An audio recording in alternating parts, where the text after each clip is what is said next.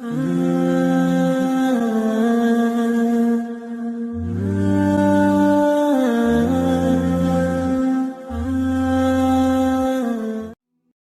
دعوے سے کہتا ہوں، رات کو سونے سے پہلے اگر بیوی کی پیشانی پر بوسہ دے دوں تو یقین جانے وہ آپ کی محبت میں مسکراتے ہوئے پرسکون نیند سوئے گی۔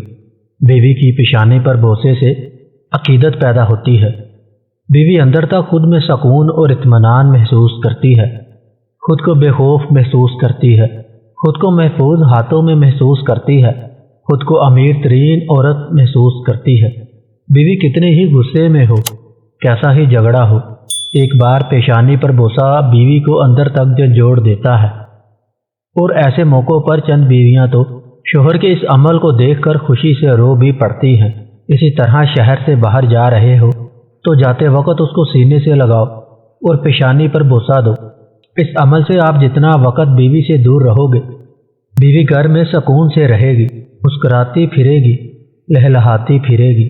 اسی طرح خود پر لازم کر لو کہ کھانا بیوی کے ساتھ کھانا ہے، یا کم از کم دن میں ایک وقت کا کھانا بیوی کے ساتھ کھانا ہے۔ اگر یہ عمل شروع کریں گے، ایک وقت ایسا آئے گا کہ اگر آپ کہیں مصروف ہیں تو آپ کی بیوی بھوکی سو جائے گی، لیکن آپ کے بغیر کھانا پیٹ میں نہیں ڈالے گی۔ اور یہ میاں بیوی کے درمیان یہ خوبصورت دلیل ہے۔ کھانا کھاتے وقت ہاتھ سے دون والے بیوی کو کھلا دے۔ یہ عمل شوہر اور بیوی کے درمیان بہت پیار محبت پیدا کرتا ہے۔ اور اگر بیوی کسی بات پر ناراض ہے تو ناراضگی کو بھی دور کرنے میں بے حد مددگار ثابت ہوتا ہے۔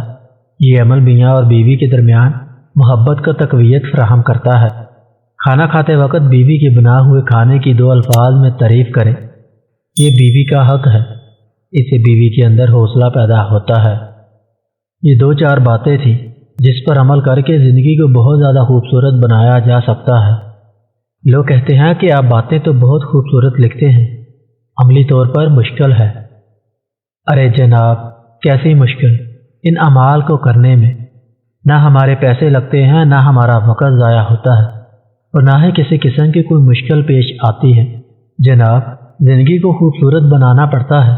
خوبصورت زندگی بازار میں نہیں ملتی، خود بنانا پڑتا ہے۔ بہت سے لوگ ہیں جو انا کے اندر یہ اعمال نہیں کرتے۔ ایک جگہ پڑھ رہا تھا، رسول اللہ صلی اللہ علیہ وآلہ وسلم پانی پینے کے لیے پیالے پر وہاں ہونٹ لگاتے تھے جہاں سے آپ کی زوجہ رضی اللہ تعالیٰ عنہا نے ہونٹ لگا کر پانی پیا ہو۔ جناب، اس دنیا کی تمام تر عزتوں کو اکٹھا کر لیا جائے تو رسول اللہ صلی اللہ علیہ وآلہ وسلم کی نالین مبارک میں لگے خاک کے ایک ذرے کی برابری بھی نہیں کر سکتے۔